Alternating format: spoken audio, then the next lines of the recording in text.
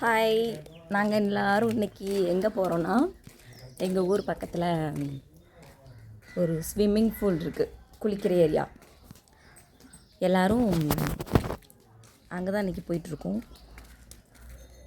கோடைக்கால விடுமுறையை நாங்கள் கொண்டாடுறதுக்காக வந்திருக்கோம். ஸோ நான் அங்கே போயிட்டு நாங்கள் எல்லோரும் என்ஜாய் பண்ணிவிட்டு உங்களுக்கு நான் வீடியோ போஸ்ட் பண்ணுறேன். எங்கள் ஊர்லேருந்து எங்கே போகணுன்னாலும் நாங்கள் ஆட்டோ பிடிச்சி தாங்க போகணும். பக்கத்து ஊராக இருந்தாலும் ஆட்டோ பிடிச்சி தான் போகணும். பஸ் ஏற போகணுன்னாலும் ஆட்டோ பிடிச்சி தான் போகணும்.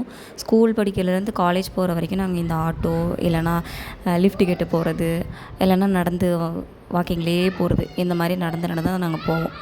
கரெக்டாக போகும்போது எங்கள் ஊரில் ரயில்வே கேட்டு அடைச்சி வச்சிட்டாங்க. நம்ம எங்கேயாவது போகிற அன்றைக்கி தான் கேட் அடைச்சி போடுவாங்க. அந்த டைமில் என் வீட்டுக்கார் ஆலமரம் விழுதுருக்குல்ல, அதை பார்த்து சின்ன பிள்ளைங்க ஞாபகம் வந்துடுச்சு போல் அவருக்கு. அங்கேருந்து தாவிக்கிட்டு இருந்தார். எனக்கு அங்கே போகணும் ரொம்ப ஆசையாக இருந்தது. சரி, நம்ம வெயிட் தாங்க முடியாமல் அது தத்து போச்சுன்னா என்ன பண்ணுறது, ஒரே அசிங்கமாக போயிடும். அப்புறம் ஒரு வழியாக குளிக்கக்கூடிய இடத்துக்கு வந்தாச்சு. அங்கே கொஞ்சம் கூட்டமாக தான் இருந்தது.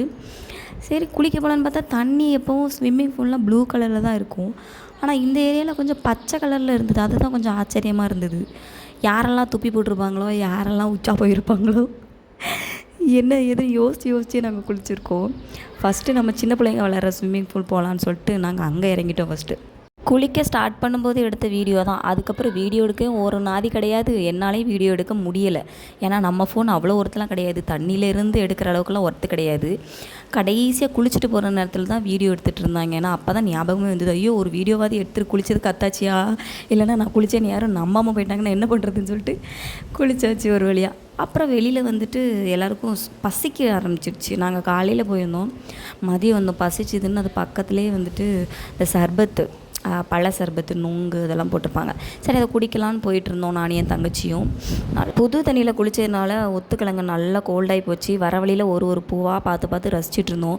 ஒரு வித்தியாசமாக ஒரு மொட்டு ஒன்று பார்த்தேங்க. இது என்ன பூன்னு உங்களுக்கு யாருக்காவது தெரிஞ்சால் கமெண்ட் பண்ணுங்கள்.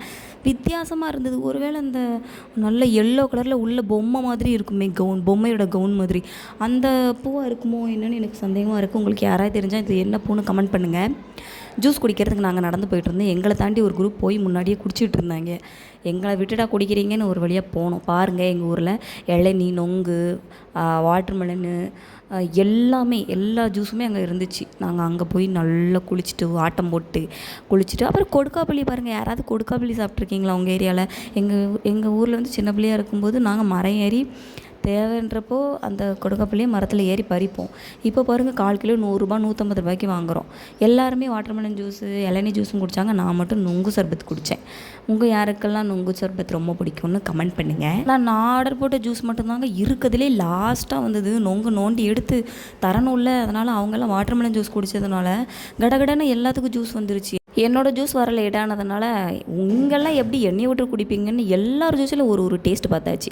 பாருங்கள், அந்த லொக்கேஷன் எவ்வளோ அழகாக இருக்கு பாருங்கள். அதனால தான் நான் அதை கேப்சர் பண்ணேன். அப்புறம் வீட்டுக்கு நம்ம ஆளுக்கு ஒரு வாட்டர்மெலன் வாங்கிட்டு போகலாம் அப்படின்னு என் தங்கச்சிக்கு ஒரு வாட்டர்மெலனும் எங்கள் வீட்டுக்கும் ஒரு வாட்டர்மெலன் வாங்கிட்டு போயிருந்தோம். அந்த பையன் எடுக்கும்போதே சொல்லிட்டு, அக்கா இது கொஞ்சம் ஸ்வீட் கம்மியாக தான் இருக்கும், அது மாதிரி கலரும் இருக்காது அப்படின்ட்டு. பரவாயில்லடா, எங்களுக்கு பழம் தான் முக்கியம் அப்படின்னு சொல்லிட்டு வாங்கிட்டு போயிட்டோம்.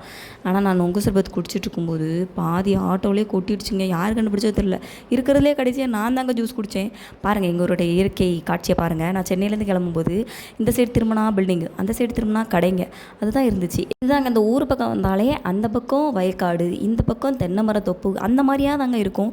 ஆக்சுவலி இந்த விளாகை நான் இந்த வீடியோவில் இதோடையே நான் முடிச்சிட்டேன். கரெக்டாக வீட்டுக்கு இறங்கி போகிற டைமில் கோவப்பழம் அழகாக கலராக பழுத்துருந்துச்சு. சரி, அதை ஏன் நம்ம இன்னும் சின்ன பிள்ளையில நம்ம ஒரு காலத்தில் இதை சாப்பிட்டது தானே. இல்லை, யாராவது இந்த பழத்தை சாப்பிட்ருக்கீங்கன்னா மறக்காமல் கமெண்ட் பண்ணுங்கள். எனிவே இந்த விளாக் உங்களுக்கு பிடிச்சிருந்தா மறக்காமல் என்னோடய சேனலை சப்ஸ்கிரைப் பண்ணிடுங்க, லைக் பண்ணிடுங்க, கமெண்ட் பண்ணிடுங்க, எல்லாமே பண்ணிடுங்க. எனக்கு ரொம்ப கோல்டு, அதனால தான் என்னால் கண்டினியூவாக வீடியோ போட முடியல, மன்னிச்சிருங்க. எனிவே, டாடா, பாய் பாய்.